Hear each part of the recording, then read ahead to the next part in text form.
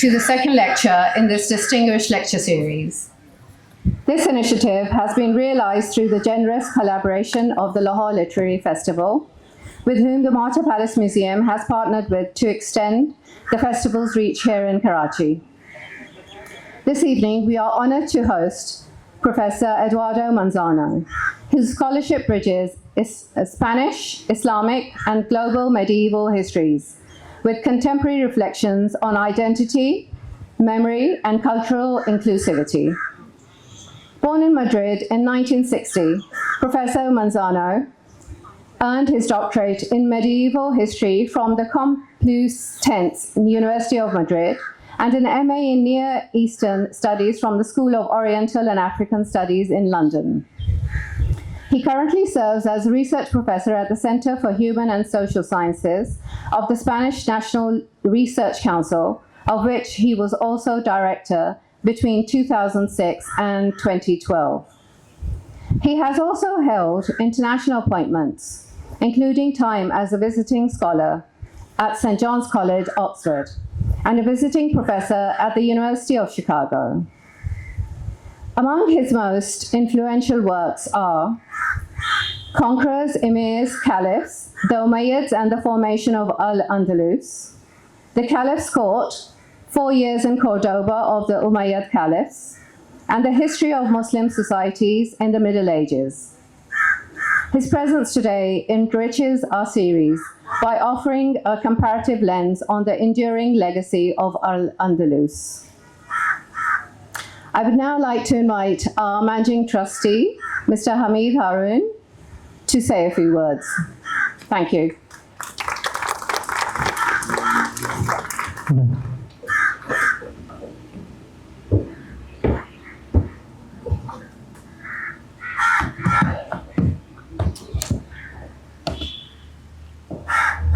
Ladies and gentlemen, welcome to the Marta Palace Museum. What we don't normally try to do subtly, we're just trying to noisily accomplish. This afternoon, our reservations for Eduardo Manzano passed 500. And we're trying to add in chairs as people come in, so we hope we don't disturb you while the lecture is on.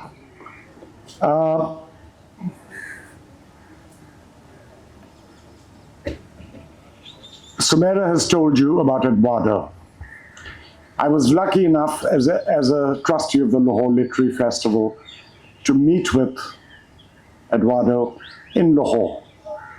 He's a remarkable person, and his breadth of knowledge about his subject and about other subjects is amazing.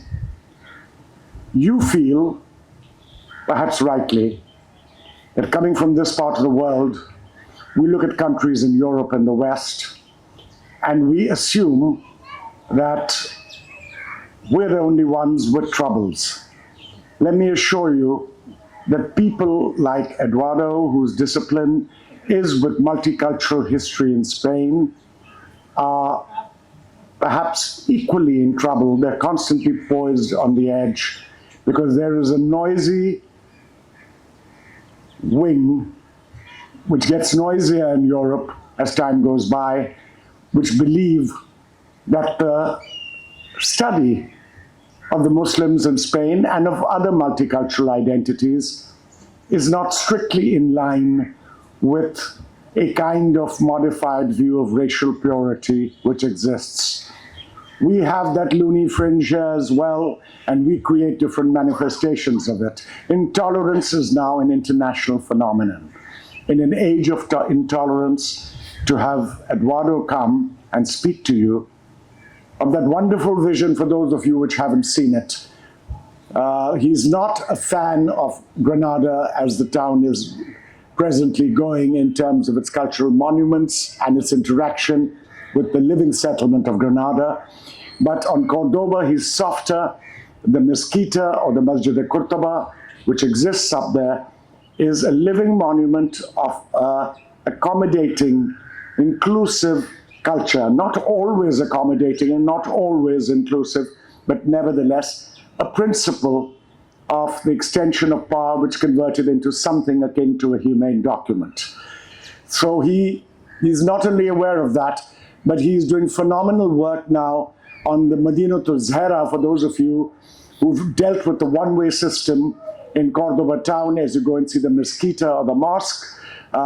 Getting to Madinatul Zahra is quite an onerous task, but that was where the seat of the Caliphate was. And he's now working with that wonderful, huge collection of stones and decorative art, which they're trying to put into a perspective that closer resembles what it originally was. He's no mere archaeologist. In fact, he's a thinker. His last book on the Al-Andalus Caliphate in Cordoba is absolutely a masterpiece. It's expensive. You can get it through Amazon if you want to access it. It was published not in Spain, not in England, but by the Edinburgh University Press. And it tells you, it gives you a gripping through Arabic manuscripts from the time in the 9th and 10th century. It gives you a gripping feel of the parameters of governance in Cordoba and what the variables were which made the Caliph exercise his power, raise revenue, conduct foreign policy, deal with the annual jihad and interfacing on the borders with the Christian powers in Upper Spain. And I think that very exciting period in time when there were not, God help us, one, but three caliphates in Baghdad, in Cairo, and in Cordoba, and the mechanics of how that interplay with the Byzantine emperor in Constantinople took place. So he is somebody who speaks about a very interesting period in our history. There are links, as I said, between this building and that kind of history. If you remember that in Mr. Sohrawardi's time and before, in the time of the foreign secretary who was here, Mr. Ikramullah, the family boasts probably the only book in Pakistan written in early Pakistan on the Umayyads in Spain. And therefore, this is an appropriate area to come back to. After Eduardo's lecture, we're going to have not one, but two short recitals of music before you serve tea. The first is the eminent Kafi singer from the interior of Sindh, who is Taj Mastani. The second is a very exciting special bonus for those of you who came all the way to hear Eduardo speak. It is the great, brilliant Baloch and Bravi bard and minstrel Akhtar Chanal Zahri.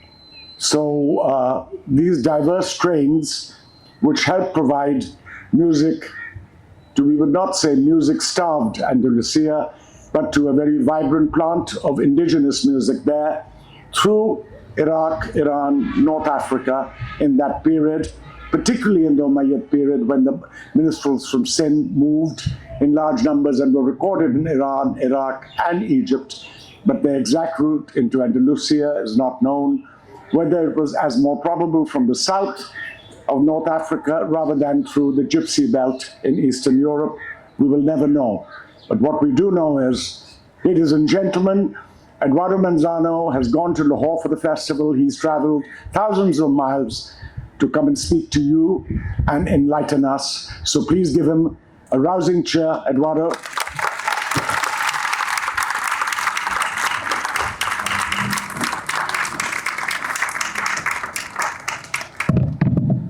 Well, thank you everyone for coming, and thank you particularly to Sumira, Navid, the Mohato Palace for making this possible, and particularly to Hamid Harun, whom I think I have the privilege to call him a friend right now. It's really, for me, you cannot really figure out or imagine what a privilege is for me to be here today. And this is not just a polite expression. This is my second time to Pakistan.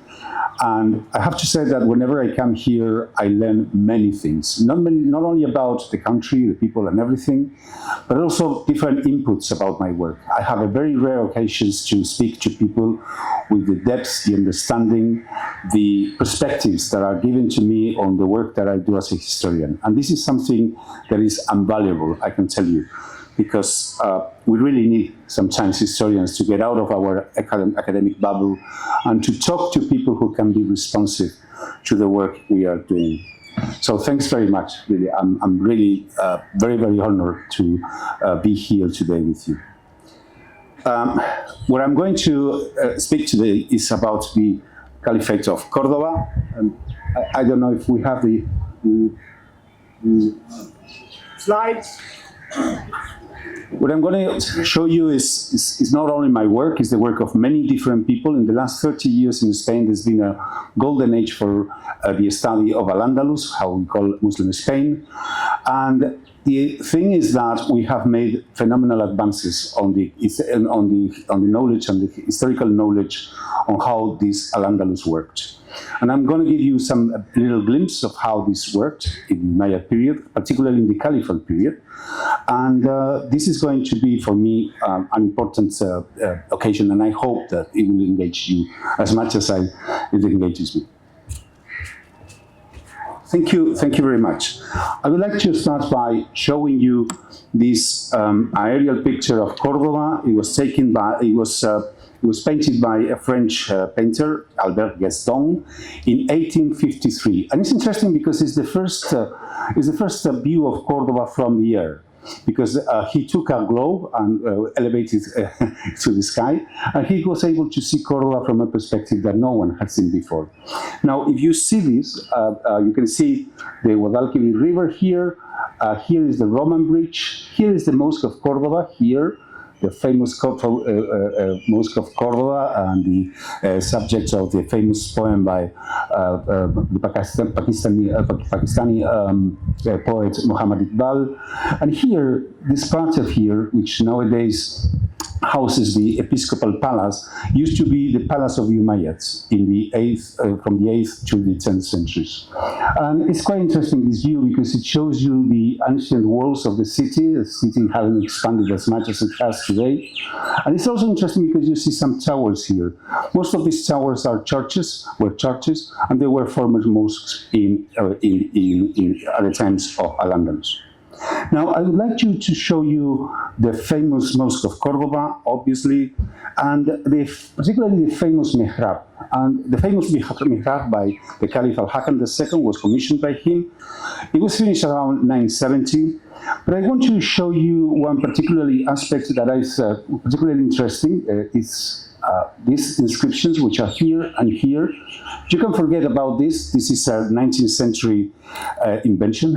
So this is not it's a fake part because it had been severely deteriorated. But what is interesting are these inscriptions around here, and they give us a lot of information. Well, we could spend hours really talking about this mihrab. But what is interesting in this mihrab are the inscriptions, as I said, and particularly there are two inscriptions that I particularly would like you to look at. The first one is Quran 286. Lord, do not take us to task if we forget or make mistakes. Lord, do not burden us as you burden those before us. Alladina min qablina. Lord, do not burden us with more than we have strength to bear. Pardon us, forgive us, and have mercy on us. You are our protector, so help us against the disbelievers. And the other passage, which is also inscribed in the Mihrab of Cordoba, is this one, which is, Our Lord, do not let our hearts deviate after you have guided us. Grant us your mercy. You are the ever-giving. Now, why did they inscribe Umayyads, these particular passages of the Quran in the mihrab of the Mosque of Cordoba? Well, the thing is that the Umayyads is a family, a dynasty, which hasn't got a very good reputation in Islamic tradition. You know that they were not particularly receptive to the message of the Prophet when he started his preaching. You know that many people believed that when the Prophet conquered Mecca, they will finally be whipped out. You know that they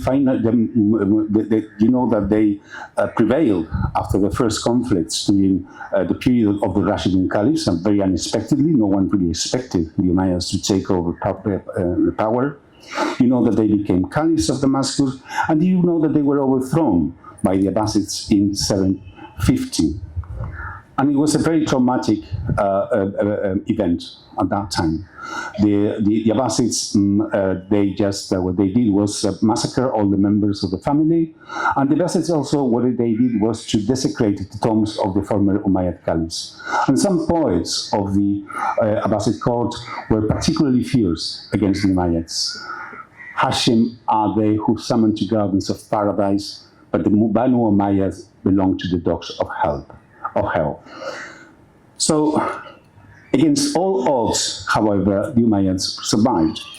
And the Umayyads survived in distant Al-Andalus, where Abdurrahman I, who was a member of the Umayyad family who escaped miraculously from the slaughter of his family, he finally got there, proclaimed himself as independent Amir in 756, and this was in the age of the Dar al-Islam. So you can see here this miraculous, almost miraculous aspect concerning the emergence of Al-Andalus, because you have to be reminded that obviously you have the Middle East, you have Egypt, you have also Ifriqiya, which is this area, but this area in the Maghreb was not completely Islamized at that time. It was not particularly well conquered, was not really well conquered at that time. I mean, the process of Islamization hadn't really taken off. But in Al-Andalus, somehow, not only the conquest consolidated, although the Umayyad Caliph Umar II toyed with the idea of perhaps leaving Al-Andalus because it was too far away, he said, from the rest of the Muslim lands. But not only that, but they managed to prevail there, and they managed to consolidate that dynasty. Now, what is even more interesting is the fact that the Umayyads consolidated the dynasty, and you know, very much of the history of the Caliphate, of the Islamic Caliphate during the Middle Ages, is a family affair. It is the affair of the Quraysh family from Mecca, right? The same family, or the same clan to which the Prophet Muhammad belonged. And then you can see here the different relations of the Prophet, of the family of the Prophet. Obviously, his daughter Fatima married to Ali. And here comes all the line of the Shiites. And particularly, this is going to be interesting for us, which are the Fatimid Caliphs. We are not going to be dealing with this. And also, as you know, the uncle of the Prophet, Al-Abbas, who was the ancestor of the Caliph, of the Abbasid Caliphs in Baghdad. But here we have the Umayyads, you know, distant relatives with all this line of caliphs in Damascus, and this scion of the family, which manages to go to Cordoba, creates this dynasty, and finally, in 929, his descendant, Abdurrahman III, decides to take the title of caliph in 929. And he proclaims no one else has the right to claim this title.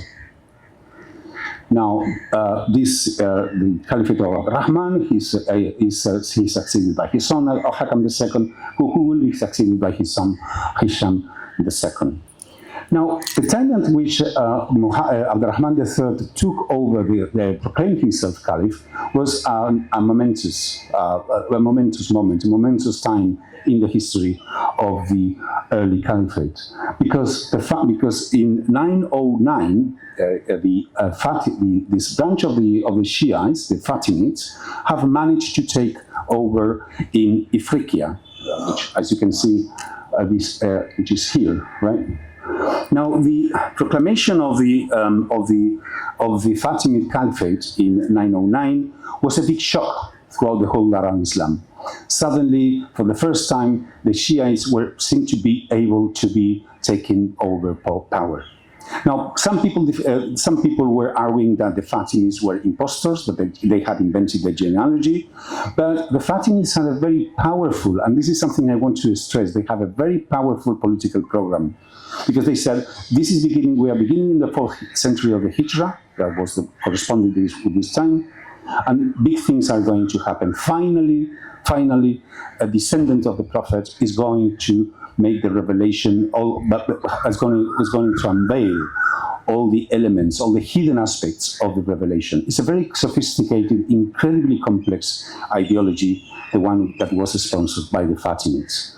So the Fatimids in Ifriqiya were dangerously close to Al-Andalus because the Fatimids, they made no secret that their intention was to try to expand throughout the whole Dar of Islam, not only in Ifriqiya, but also to the Middle East and eventually also to Al-Andalus.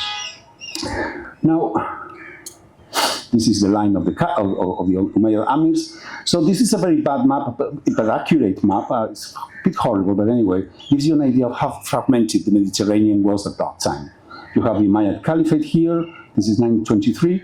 This is the Fatimid Caliphate. These are the Idrisids, which are descendants also of from the Alids, but we don't need to worry about them here. And we have the Abbasid Caliphate, which is in a political turmoil at this time. Everyone thought that the Abbasids had really failed preserving the Muslim community at that time. And one of the things that worried people was that they had been unable to prevent the Shiite Caliphate of the Fatimids to take over. And the Fatimids, as I said, were expansion, and they very quickly, they made no secret that they wanted to occupy Egypt, which they did in 969. And we know that they were sending also agents to Al-Andalus, trying to provoke kind of rebellion or revolution that might take the Umayyads down. But also, the Umayyads were peculiar in another aspect. They were in contact with Christians, the Christian kingdoms in the north. Al-Andalus was a frontier region for the Dar al-Islam, was a thagr in which there were constant warfare, and the Christians were pushing southwards more and more in this time. But the Umayyads claimed that they were defending the frontiers of Islam, and that again, that was a token of legitimacy. So the Umayyads, I mean, this family with these verses of the Quran in the Mosque of Cordoba, and a dynasty of survivors really. Their names fill the contents of the chronicles for 400 years, and not many dynasties have done that. Now, why were the Umayyads convinced that? Why did they think that, as we saw in those Quranic verses, that they had the right to be forgiven for all their mistakes? Because you remember that the Umayyads have killed the grandson of the Prophet. They didn't behave very well when they were caliphs in Damascus. There were lots of the dynasty was prone to many accusations of morality and nepotism and things like that. But in Al-Andalus, they thought that they had been given a second opportunity. This was a second opportunity. So God forgive us. Please show us the right way against our enemies. Okay, why did they think so? Why did they think that they were claiming the caliphate? That they were set to claim for the caliphate? Well, first of all, because of the dynasty, obviously.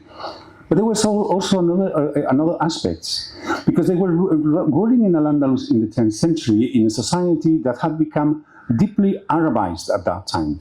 Now, this is very important and it's extremely interesting, because for many years the idea was that the Islam in Spain, in Al-Andalus, was a very superficial phenomenon. And a Spanish scholar call it like a little drop of red color in water. You change the color, but the water remains the same. Well, nowadays we know that this was not the case. I mean, the impact of the Arabization and Islamization processes in Al-Andalus were extremely strong. The Arabization basically was the adoption of the language, of the Arab language in Al-Andalus, a peculiar dialect of Arabic, by the way, which is southern Germany, southern Arabic, mixed with Latin elements, and that was very interesting. We call it Roman Andalusi as a kind of dialect. Feeling very proud of that. And And sorry, I did this. Sorry, and this process of the Arabization had also got into not only among Muslims but also among Christians. I'm sorry, I was a bit ahead of my presentation. So this is one of the poems that are declaimed for the Umayyad Caliphs. In the west, the star of the Caliphate has risen, which is to shine bright with splendor in the two easts, so that an imam, zealous for the good of the few religion, may dispel the darkness of unfaithfulness with the light of orthodoxy. So in the framework that I have shown you before, you can understand why the Umayyads were thinking themselves as capable of ruling the whole Muslim community. Okay, this is why they thought they were fit for the job. So, as I said, Al-Andalus was a society which was deeply Arabized, and we have many indications of how it is. This is a passage by Eduardo of Cordoba, who's a writer in the 9th century, and he claims that, the Christians, the young Christians nowadays, they are losing Latin. They don't want to learn Latin any longer. They prefer to listen to the Arab poets. They are much more engaged with that than with the Holy Scriptures. He was quite particularly worried about that. For everyone who can write a letter in Latin to a friend, there are thousands who can express themselves in Arabic with elegance and write better poems in this language than the Arabs themselves. So you can see the strong impact that in 861, this is 150 years after the Arab conquest, this has had in society, even among Christians. And we have proofs that Álvaro of Cordoba was not joking in some interesting manners. I'm sorry because the photograph is not very good, but this is the only one that we have. This is a translation of St. Paul's epistle to the Galatians, and it's interesting because in one part you have the Latin text here, and here in one column, and in the other column is the Arab translation. It is dated in the 10th or 11th century, and what is interesting is that people who have looked at this manuscript that have said that it was written probably by the same person who was conversed in Latin and in Arabic.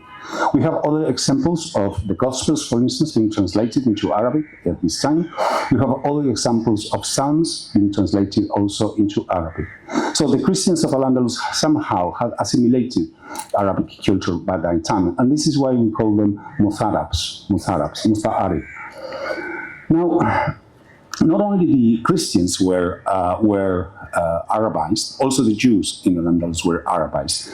There's this famous poem by Bunashim Labrat, who lived at the time of the Umayyad Caliphate, "May the garden of our delights to be the sacred, that is the Hebrew books, and your orchard the books of the Arabs."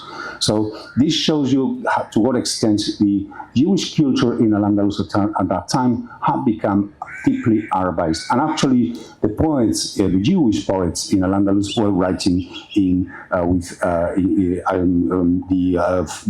the poetic forms of Arabic. So this goes for Arabization, but also Islamization. We know that Islamization, that is conversion to Islam, starts very quickly after the Arab conquest in 711. And we know it for there are many different indications. I could go on this forever, really. But one of them is obviously the extension of the mosques. This is the famous Mosque of Cordoba, of course, but this is the primitive mosque in the 8th century, which was built by Abdurrahman I. This is the extension, which is made by his descendant Abdurrahman II, and this is the extension by Al-Hakam II. And all this red thing is the extension which is done at the end of the 10th century by Al-Mansur. So this is a huge building. It's 20,000 square meters, and we calculate that it might launch about 10,000 people just praying at the same time. But it's not only the Mosque of Cordoba, and this is something that is important. We have mosques all over the place. We have, for instance, this mosque is this is an archaeological site in Cordoba.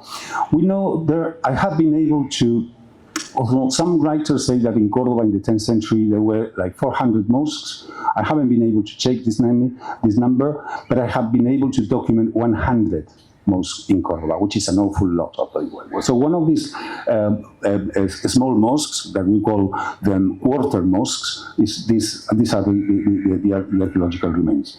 This is a mosque in Medina del Zahra, on which we will speak later on. This is the main mosque of Medina del Zahra, which is linked to the palace. And these are also mosques, and this is interesting, in rural areas. This one is from Almodóvar in Huelva, and today it's just a heritage site. Or, for instance, this is a mosque in Archidona, which today has become a church. Or, for instance, here in Cordoba, and this is a very interesting case, not far from the Mezquita.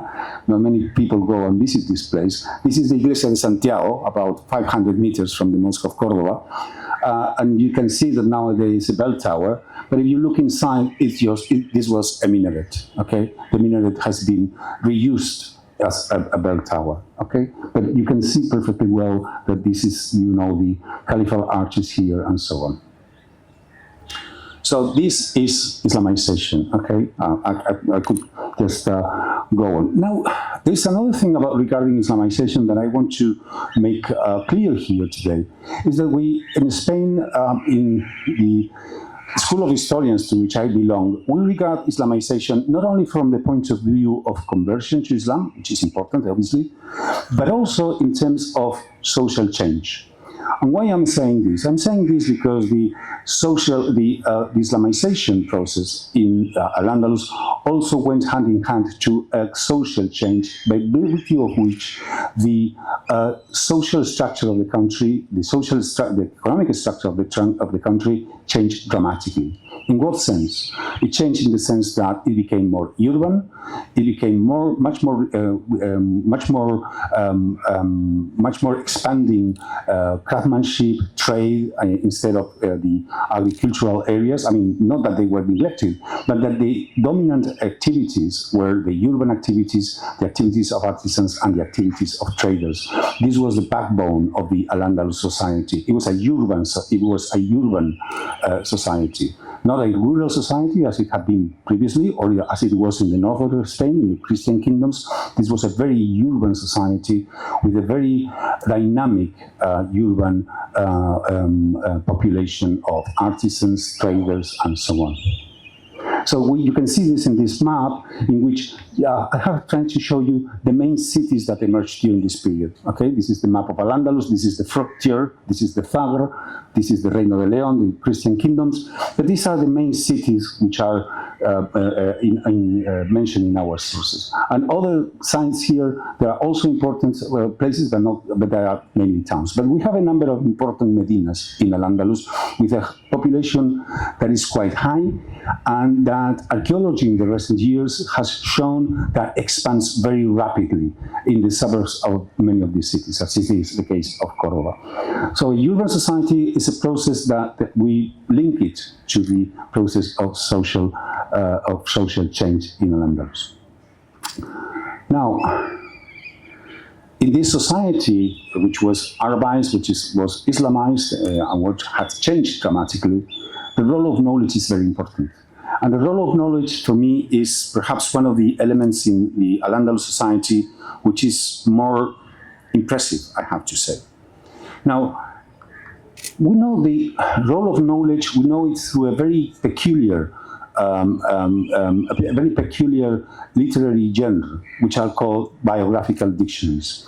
Now, the biographical dictionaries, they gather all the information about people who excel in different fields of knowledge, mainly Islamic scholars, but also poets and also polygraphs.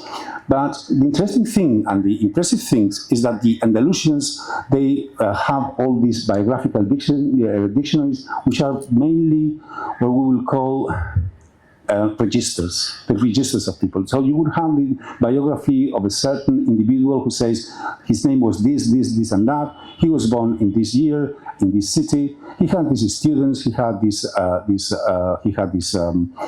mentors. He traveled sometimes. He traveled to the Near East. He learned with this, with that, when he was in Mecca, when he was in Damascus, when he was in Baghdad, or wherever, or in Cairo. And the interesting thing is that you have these biographical dictionaries, for instance, in a chain of knowledge. So you have Al-Hushani, he has more than 500 biographies. But if you go to Ibn al-Farabi, you have 1,600 biographies, and in Bashwal, more than 2,000. So it's a very boring literary genre, as you can imagine, because all of them are exactly the same.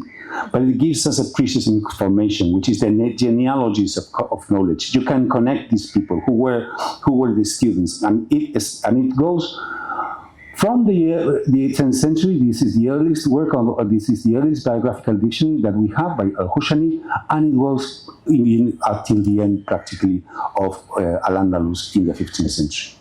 Now, what I wanted to show you is something that is interesting. Is in the last years, my colleagues of the CSIC in Granada have taken up the phenomenal task of making a database of all these people. You know, from the we have individuals from the late 8th century to the 15th century, and they have shown you this. They are all people who are scholars, so to speak, ulama, and I'm very impressed by this figure. It's 11,573 people, which, if you think that we are dealing with 8 centuries of Al-Andalus, is a very small number. And this means that these people, just more than 11,000 people, were managed to create the culture of Al-Andalus. So it's a kind of minority if you think about that. If you think that, how many people lived and how many people died during these 8 centuries. So the big impact of these 11,000 people is quite remarkable. Obviously, not everyone was probably included in these biographical dictionaries, but what is interesting is that you have a minimum number of people who can make a big impact, a big cultural impact. And for me, that's a very interesting aspect. Now, these ulama, these people who are mentioned in the biographical dictionaries, they just start going to North Africa, to Egypt, to the Middle East. And this is, for instance, in the 9th century. But if you go in the 10th century, these people go as far away as Central Asia, okay? And they just are all over the place. And what do? They learn, they bring back manuscripts, and what they do is a massive import of knowledge on a phenomenal scale. The Andalusians were, whereas the Easterners were not very worried about Al-Andalus or anything like that. The Andalusians were extremely keen on the idea of bringing back knowledge to Al-Andalus from all these places, which were the places of the main elaboration of Islam, of the Arabic culture, and so on.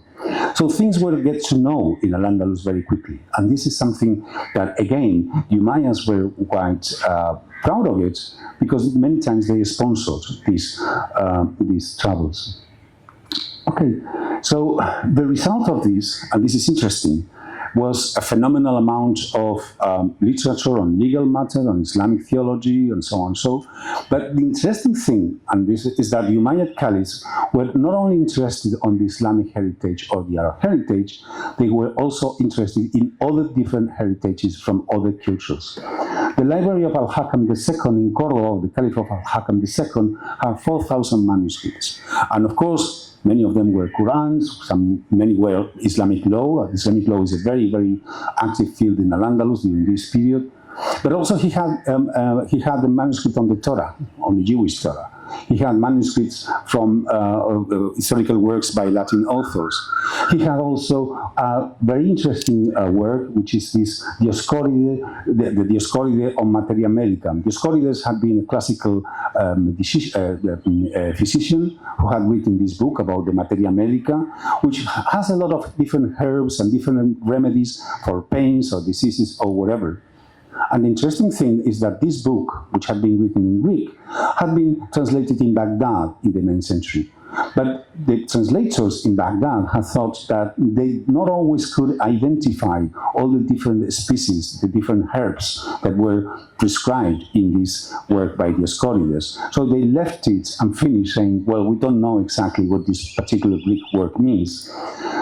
An interesting thing is that the Caliph al-Hakam II, who was in correspondence with the Byzantine Empire at that time, he asked for a manuscript of Dioscorides, and the Byzantine Empire sent it, this manuscript, and not only sent the manuscript, but he sent a Greek monk who could help the Andalusians in order to translate into Arabic this book.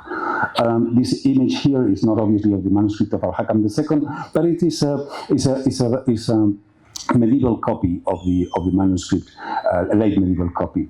But probably, although we don't really know, perhaps it was the manuscript was translated into Arabic in Spain, and probably from there it was translated and traveled to the rest of Europe. This is something that happened quite often in the Middle Ages, in the Iberian Middle Ages. But also, al-Hakam II was also interested in works like the Kitab al-Aghani, by the famous al-Isfahani, and he paid a phenomenal amount of 1,000 dinars for having one of the manuscripts of the Kitab al-Aghani. You know, this monumental work on songs and poems from the Abbasid court. So you can see the Umayyads casting their nets all over the place in order to get elements from different parts of different cultures.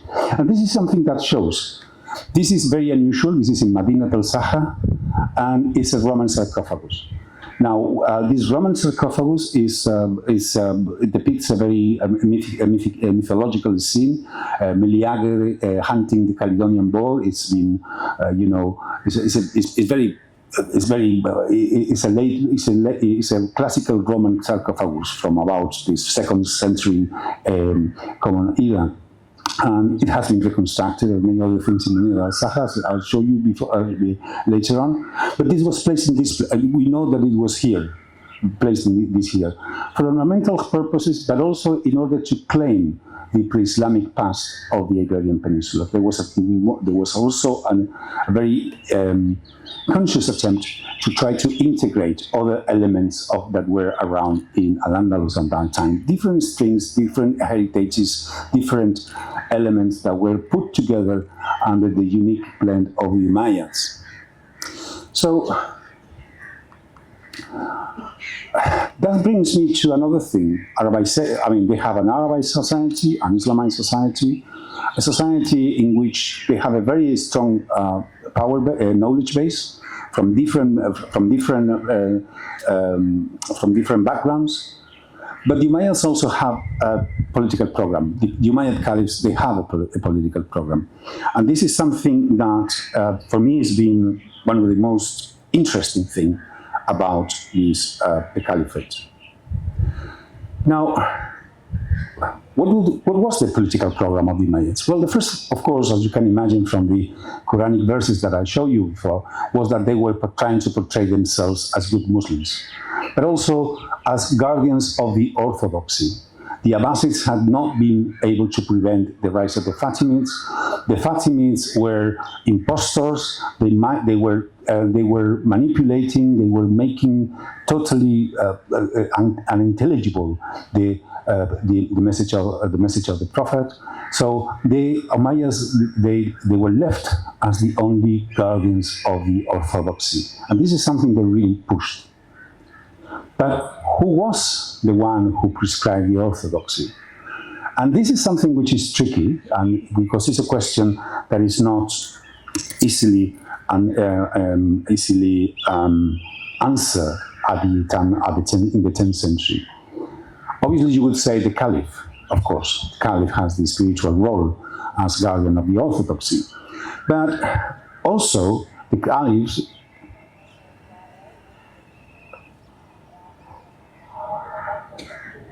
Okay, and the Caliphs, as I said, are the guardians of the orthodoxy, and also but at the time of the 10th century, the Caliphs could not pretend to be the only guardians of the orthodoxy. I have spoken before of the ulama, of these people who were the custodians of the Muslim tradition, of the religious and legal principles that formed this Muslim tradition. Now, these principles were as I said, have been elaborated in many different ways from the 8th century onwards, and obviously by the 10th century, by this time in Al-Andalus, as in other parts of Islam, the religious and legal knowledge of the ulama had become institutionalized as a result of a scholarly practice that kept close track of its transmission across different generations. You remember that I have mentioned the biographical dictionaries. This is the institutionalization of knowledge, okay? In all biographical dictionaries, as I have mentioned before, each scholar entry always mentions who are his teachers or who were his students. And the aim is to establish the genealogy of the orthodox knowledge. Now, the social section of the ulama, we know quite a lot about it. These people most of them, they belong to urban classes of merchants and artisans, so that they were embedded into the social fabric that dominated in Cordoba and the rest of the main cities of Al-Andalus. And in some cases, it is even possible to document generations of ulama who belonged to the same family, and they were also having family connections among them. But the ulama could be designated to many positions, like, for instance, directors of prayers in mosques, preachers, inspectors of markets. They could be obviously designated qadis. And this prominent social role ensured them an authority that not even Umayyad rulers could dispute, because, as I mentioned before, the equalizing aspects of the Islamization meant that everyone was to be considered as a believer. Now, what did the Umayyads do respecting the ulama? Well, this is an extremely interesting thing, an extremely interesting topic, because most ulama had close political contacts with Umayyad rulers, because they depended on them for their appointments. They had close political and even personal contacts with them, and they did centrally take part in their administration, as some of the positions they held depended on the appointment of the caliphs. Therefore, this is a very interesting position, because on the one hand, we have these institutionalized elites of scholars, ulama, who are, for instance, in Cordoba, we estimate that there were 500 ulama in the 10th century, and these who considered themselves as the custodians of the principles of the Islamic tradition. But also, and this is the interesting thing, and this is something that I find particularly fascinating, is that many times these ulama were clashing with the political practice of the caliphs. For instance, in one aspect that they were particularly unhappy were, for instance, the subject of taxes. I mean, the caliphate taxed their believers very, very heavily. We have figures about 4 million dinars every year for the fiscal administration, and most of these taxes were not canonical. So many ulama were not very happy about that. So, but on the other hand, the ulama, they depended on political power. Now I'm going to tell you, for instance, one case which I think is interesting. Is the case of a certain Abu Ibrahim Ishaq al-Tujibi, who was living at the time of Al-Hakam II. Now, he portrays himself as a scholar, as a religious scholar, who is who tries to keep distance with the Caliph. And we have stories about him who tell him how, for instance, he made wait the Caliph al-Hakam whenever he visited his house. So the Caliph would go to his house and he would not just stand up and greet him. Or, for instance, sometimes he was summoned to the palace, but he wouldn't just go. Or, for example, sometimes the Caliph would be just quite annoyed with him, and he just didn't mind about it. But at the same time, and this is the interesting thing, he was also a member of the council which advised the Caliph on certain subjects. And for instance, he reprimanded the Caliph once that he had sexual intercourse with a woman during Ramadan. contrary to other, whereas other scholars were trying to acquiesce to the Caliph and saying, okay, it's no problem, you can just pay, you just can pay for just some alms giving for that. And the scholars at UGB said, no, you cannot do that because you are administering the wealth of the Muslims, and this is not your money. All the money that you have, you are only administering the money of the Muslims. So when he died in 963, Al-Hakam II declared that he did not know that that his death had given him such big joy, because he had been really a man who was lambasting him every now and then. But at the same time, we know that the Umayyad rulers had a network of the armed scholars at their disposal. For example, Al-Hakam II, he created a network of local ulama on whom he bestowed all kinds of benefits and favors. And there was... There you go? Okay. Okay, and there was also a good amount of stories of how appointments, rewards, or distinctions fueled the support of grateful ulama for the Umayyad rulers. So this is interesting, no? Because we have this tension, no? On the one hand, the ulama as being the custodians of the tradition, of being very much embedded into the social practice, well-established, institutionalized network of knowledge, and on the other hand, you have the power and the authority of the Caliph himself.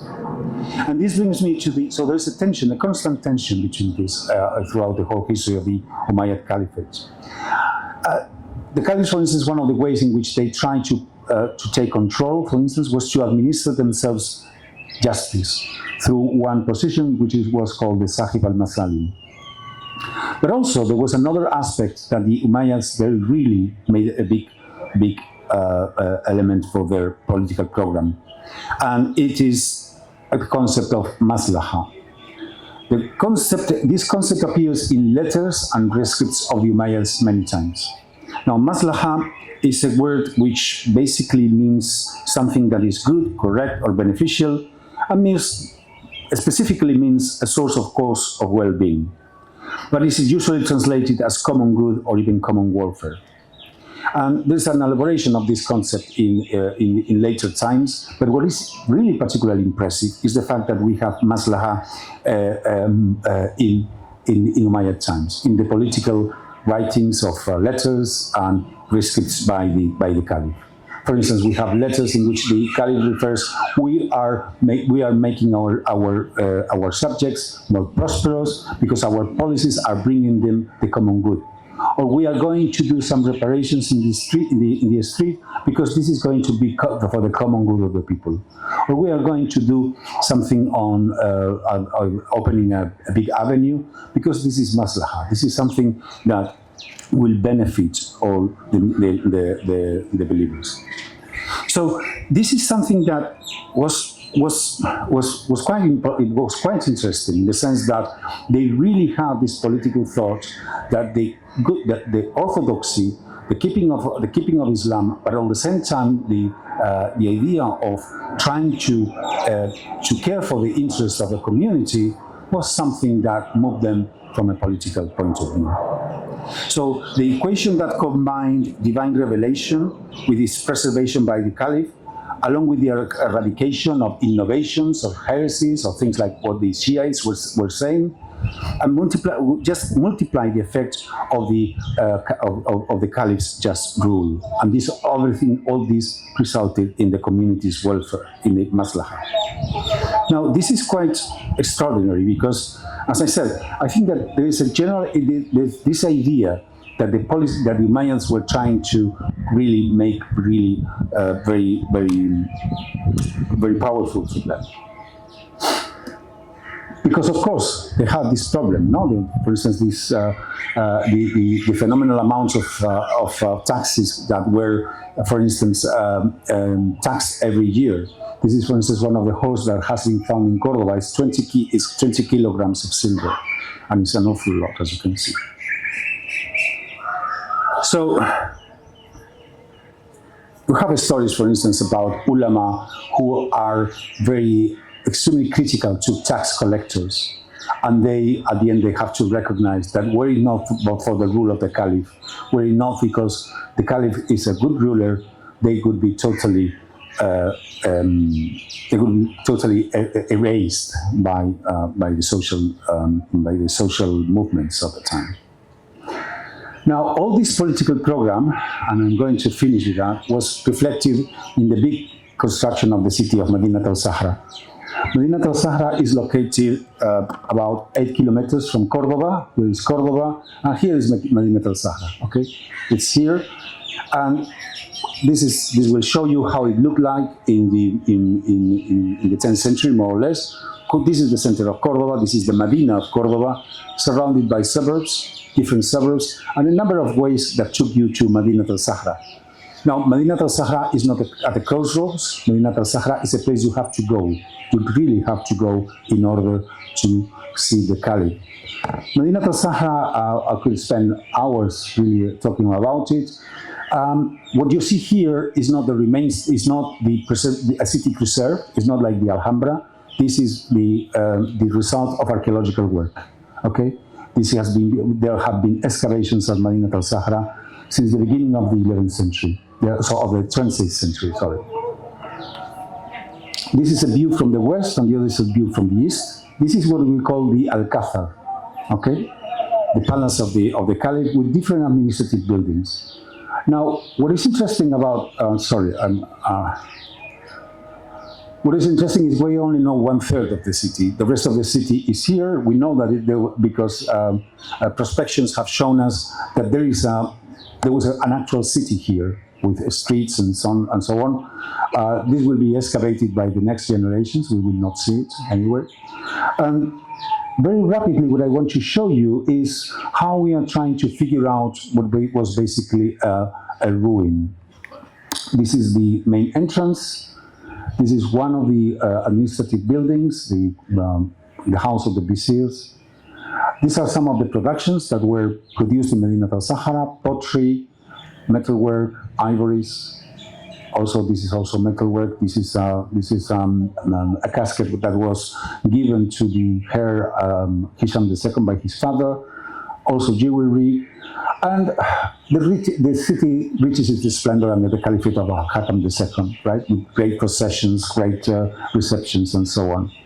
This is the main reception hall. And this is how we think it might have looked like in 10th century. This is a reconstruction. Medinat al-Sahra is destroyed during the civil war that led to the expulsion of the Umayyads from Cordoba in 1031. It was a complex civil war because after the death of Al-Hakam II, his policies were totally reverted by the strong man who emerged from the administration of the Caliphate, who was Al-Mansur. Al-Mansur, for instance, one of the things that he designs was to burn most of the manuscripts that were part of the library of Al-Hakam II, responding to the pressure of some religious factions. And finally, when the city is totally destroyed, we have this particularly nice evocation of the city, how it looked like when it had been destroyed. This is a picnic held by the Taifa king of Sevilla, in which they just wander in the ruins of Medinat al-Sahra just a few decades after its destruction. Now, the city, this was how probably the destruction looked like. The city disappeared from the chronicles. No one really knew what was it about. And it was even thought to be a Roman site. It was called Cordoba la Vieja, and it was mainly a quarry. But at the beginning of the 20th century, they started new excavations in Cordoba, in Medinat al-Sahra. And what they find is this. Now, what they find is the enormous amount of decoration that was on the walls of all the buildings of Medinat al-Sahra. And what they decided since at that time was because this had some symmetries and they look like a jigsaw, to try to reconstruct it and to do the process of anastylosis. This is the beginning of what we call the anastylosis, which is trying to put together the different fragments of this stone decoration that ornamented the walls of the buildings of the city. Now the result is this, for instance. This is the main reception hall, and look at this. Look at this here. You can see it's empty, but very recently it has been added this part. Okay, this is the result of a very careful, of a very exhausting work of trying to reassemble all the pieces of this huge jigsaw that we have in Medina al-Sahra. The number of fragments that we have of the decoration of the building is 400,000. So you can imagine the incredible amount of work that it takes to try to reconstruct the whole thing. This is the interior of the so-called of the reception hall. You might think that all this is the same, that all this looks the same. It doesn't. It's not the same. There are different floral elements. They have been identified more than 1,000 species, different shapes of different floral decoration. So this is the other side of the royal palace, of the reception hall. And I wanted to finish with this, right? With this image, because I think it's quite interesting in the sense that, you know, these peculiar forms, which are different, which are really trying to tell us something. We still don't really, I have been trying to show you today that this was part of a political, historical, and social program, so to speak, sponsored by the Umayyads. And it's true that Medina al-Sahra was destroyed. It is true that the Caliphate was a failure at the end, or the Umayyad Caliphate was a failure. But we are trying today to reconstruct it. We are trying today to very carefully try to get back to it and to try to convey the, what really made it work at that time. Now, one final thing is that the Umayyads did not really fail at all, because the model of Cordoba was exported to other cities of Al-Andalus in the so-called Taifa kingdoms. Now, this is a process of historical change. Everything changes in time.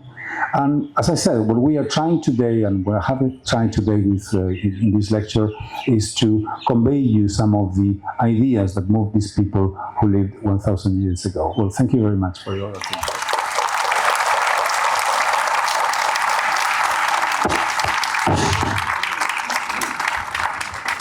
We're having questions. Could anyone put up their hand who would like to ask Eduardo a question over there?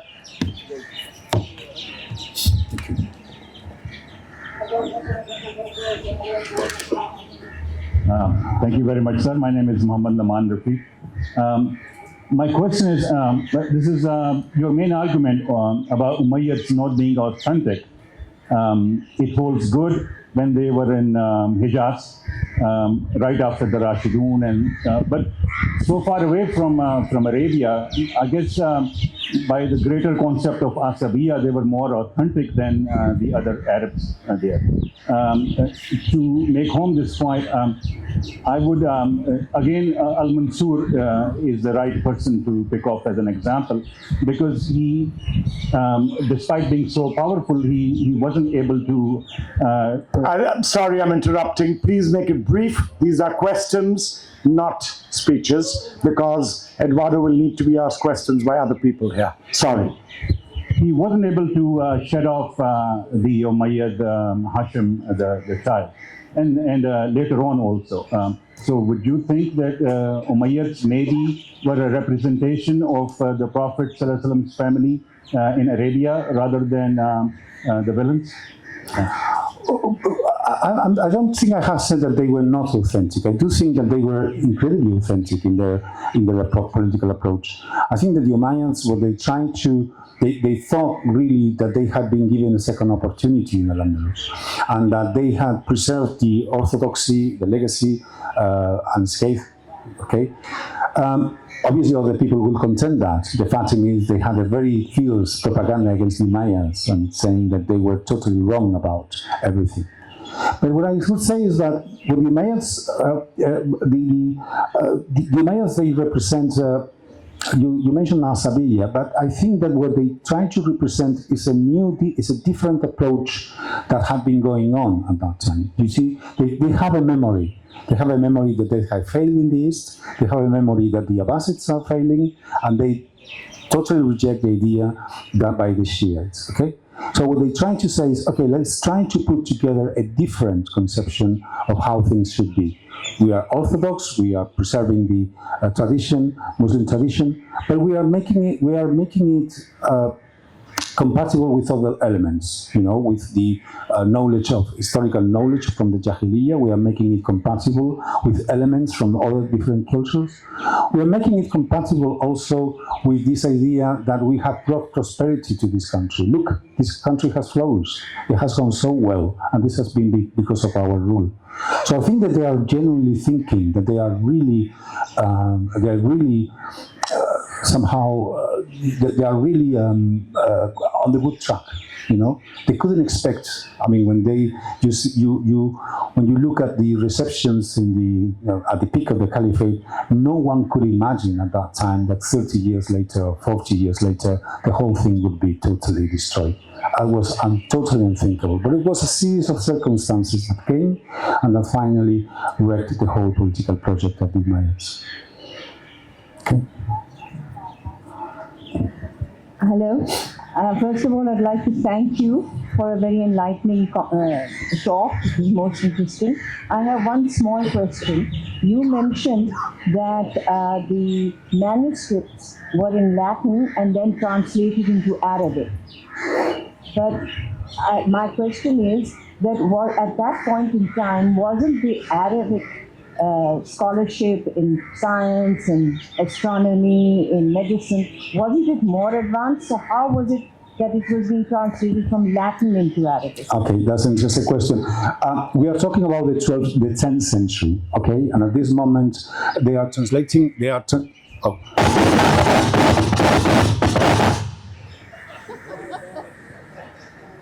it was the cat. At this time, they were translating things that they were interested on, okay?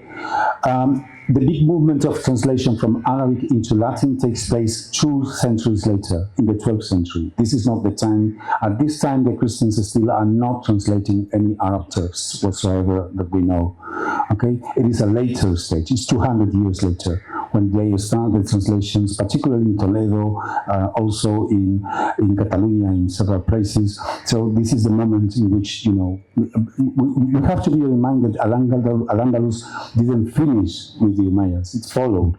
And there were also other scientific achievements afterwards, okay? But the movement of translations from Arabic into Latin takes place 200 years later, but not at this moment, okay? We'll take one more question, please. Eduardo, one more question. Yep. I just wanted to... Can you hear me? Okay. I just wanted to ask you about the time period of La Convivencia, as you remember that. So can you compare that time period and the time period right now? What is going on over there, and how can we improve it? Like, I guess that you might have understood what I'm trying to say. No, look, I'm totally against trying to draw, a parallel or a mirror-like situation with the present. I mean, the past is the past, the present is the present. These people could not imagine at any moment the type of society that we're having today. So I'm always very much against the idea that we have the past, has some parallels in the present. I'm very much in the idea that the past is very important in order to gain critical knowledge of ourselves, of others, of people from other times, and that help us to. I think that help us to improve our critical thinking, but not because we have to imitate what the Umayyads did in the 10th century, because, you know, it is impossible. It's a completely different society, even though some people think that we should try to go back to this time, you see. It's always, whenever people try to say that, I think it's always for propaganda purposes, but not as real historical knowledge. And I'm very much for historical knowledge. You see, as something that allows us to share, you know, a number of things together. Otherwise, it would be my reading of this for today would be different from your reading or from other people's, and I cannot try to impose my reading to other people's. You know, so this is why I always try to say, okay, the past is the past, and the present is present. But although the knowledge of the past helps us to build a better present, this is I'm totally convinced by that, but not imitating the past, because that's always a deep end at the end. I mean, it really doesn't teach us anything really in the sense of trying to do things as they did it 1,000 years ago.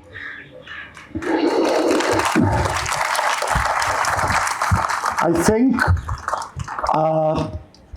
Sumera, we'll take one more question over here from this lady, because much as I want to keep on the time schedule, one of the successes of the lecture series with concerts following them is that people should be able to leave in time for their later engagements.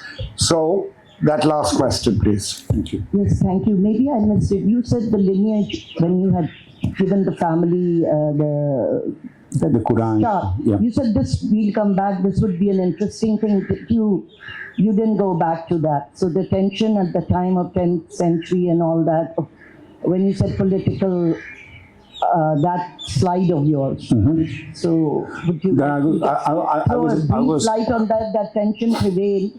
But you didn't go back on that family thing. I was meaning. I was meaning the big problem in the 10th century is who should be leading the Muslim community. Okay, so there are different factions, different people, different answers to that. And at that time, there are three caliphates: the Abbasid Caliphate, the Fatimid Caliphate, and the Umayyad Caliphate.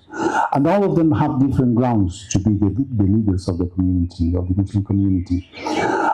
This is the last time that there is such a pugnacious, such a very fierce debate on who should be caliph, because from the 11th century onwards, the institution of the caliphate is not so important as it had been. In the East, the Abbasids are replaced by the Seljuks.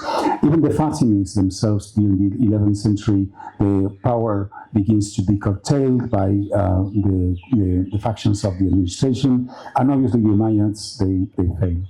So what I was trying to say is that if you keep in mind these genealogical claims of each of these different pretenders to the spiritual leading of the Muslim community, is something that helps you to understand, you know, lots of different references that these people have against each other. Okay, is that have I made myself clear? Thank you. Thank you. Ladies and gentlemen, a rousing cheer for Eduardo. All of you, to welcome him back to Karachi when he comes next year to continue his series of lectures. Eduardo, thank you very much. And two things. I'm going to ask Sobia to come here to tell you what is in the short music recitals. We in Sindh also believe that there has been movement of musical instruments along with the diaspora.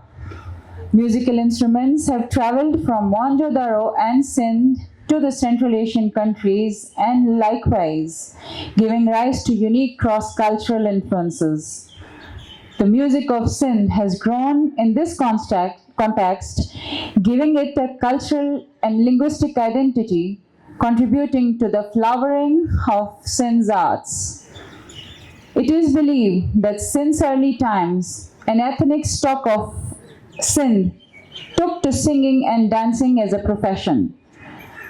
And it is believed that Bahram Gur, the Sasanian prince, along with Makran and Dibal, took these Lora singers to this territory. It is there that Zaryab, the Jat, seems to have appeared during that time, and he sang on the lute, a string instrument that we call as yaktaro. but he played for gold, therefore he is Riyab.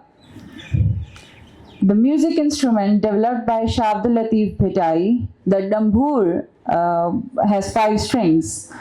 Likewise, the kante, hando, flamenco and bhervi have close links. The castanets, instrument played in Spanish music like our chapar and khartal that you will see shortly, taking advantage of Dr. Manzano, we will present 2 artists on Yaktaro and Balochi Damburi by 2 of our eminent artists, as Hamid Haran Sahib just told you. Rare to experience a female artist on Yaktaro and Khartal, Taj Mastani, and the Dana Badana craze Akhtar Chanar.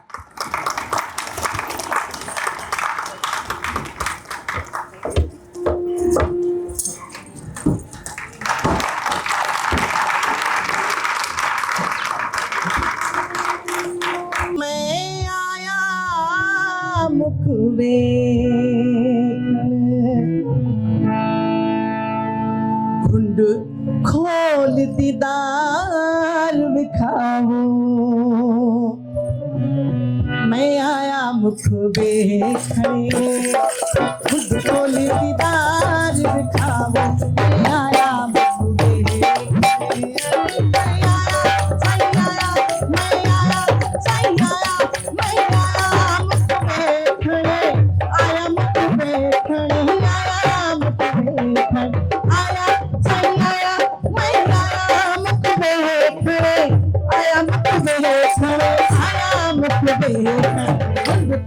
दीदार विखाओ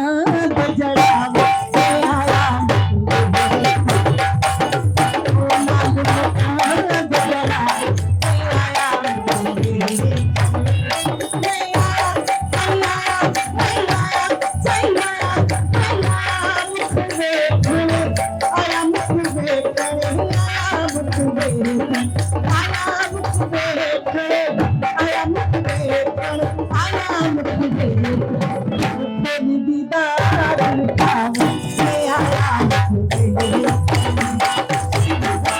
दीदार दिखाऊं मैं आया हूँ तुझे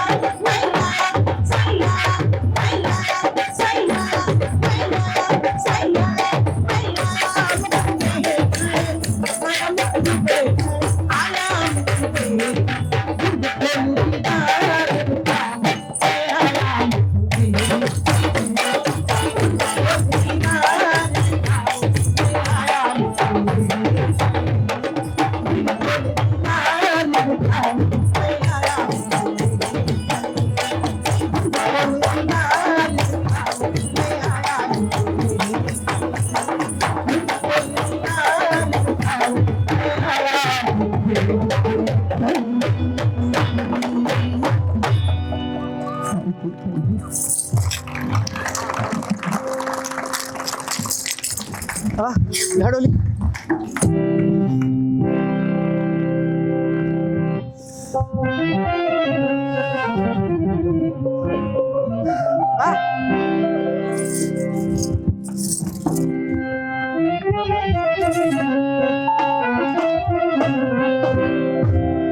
bum bum bum bum bum bum bum bum bum bum bum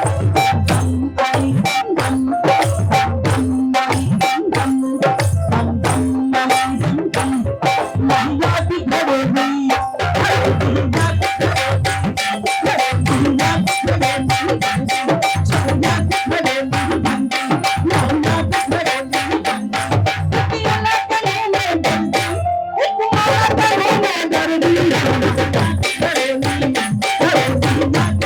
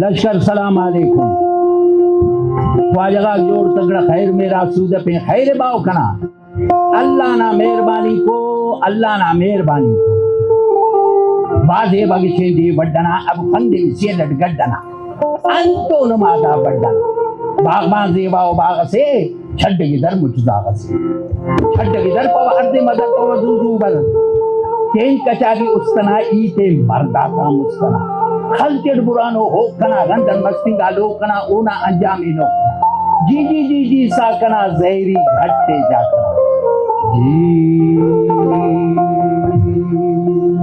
ओ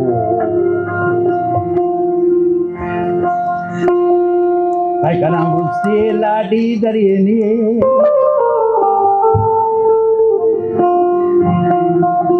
कना मुझसे राज़ियबा दरिए ने कने बीमार लाचार करेने कने बीमार मजबूर करेने लाडी करेने तेरा सोना करेने कने बीमार लाचार करेने कने बीमार मजबूर करेने लाडी करेने तेरा सोना करेने कने बीमार मजबूर ये बीमार लाचार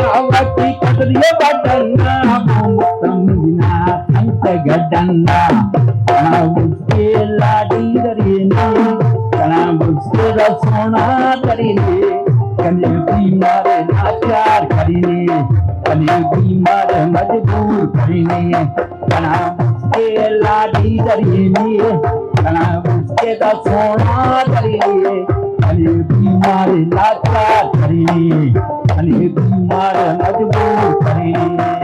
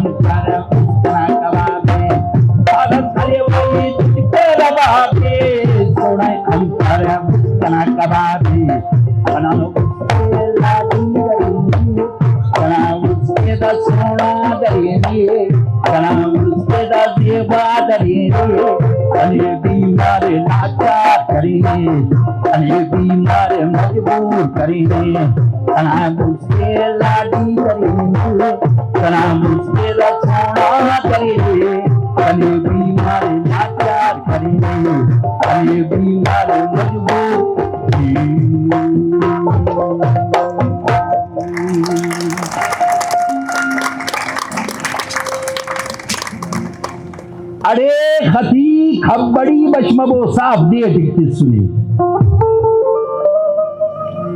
अरे पीरन मा जंगी खाने ना मूले बिए वाला सिंधे सरमजन दास्ताने खा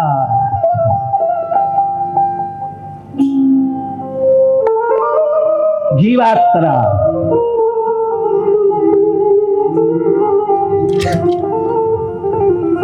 वादे बगीचे दे बड्डना अब खन्ने से लड़ी गड्डना पवन दोनों माता पता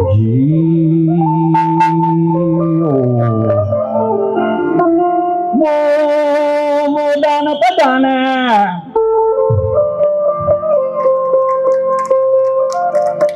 हो दान पदाना अब दान पदाना दानना पाई दोस्त लगा ले नाना हो आदत पक्कने खाना हो आदत पक्कने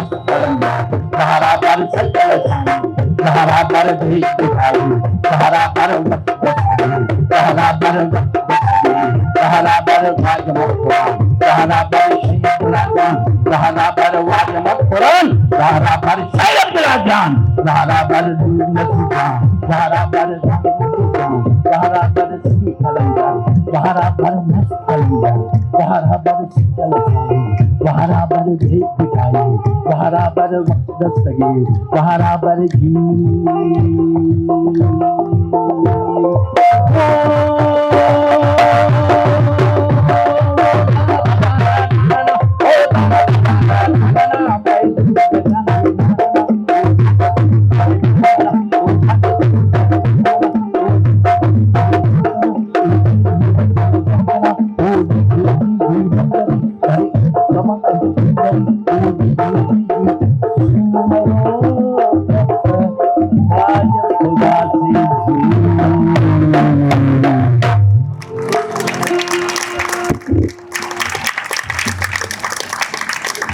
बहुत धन्यवाद बहुत धन्यवाद बहुत धन्यवाद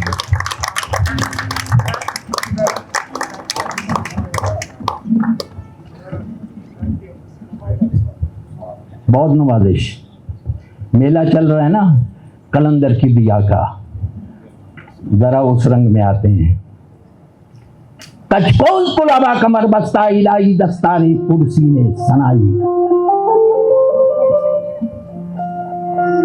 ओके, कलंदर शाह कलंदर अर्श पे कलंदर फर्श पे कलंदर औच बहुबत नौ रज बहुबत औच की निशानी तुफकान की लड़ाई से हुसैनी गदा किया कर मुर्शिद का हाथ पकड़ कर अल्लाह का नाम लिया कर।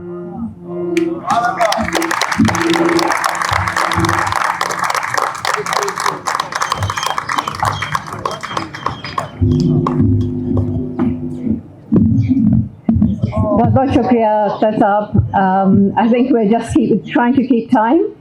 A couple of minutes further as for our thank yous. I would like to say thank you to the Endowment Fund Trust, Dawn, Feroson's Labs, and of course Eduardo. Thank you. And you, the audience, of course, thank you. It's you make the difference. And my team at Mohata and the EFT team, they've done a lot. Thank you all very much. Tea has been served.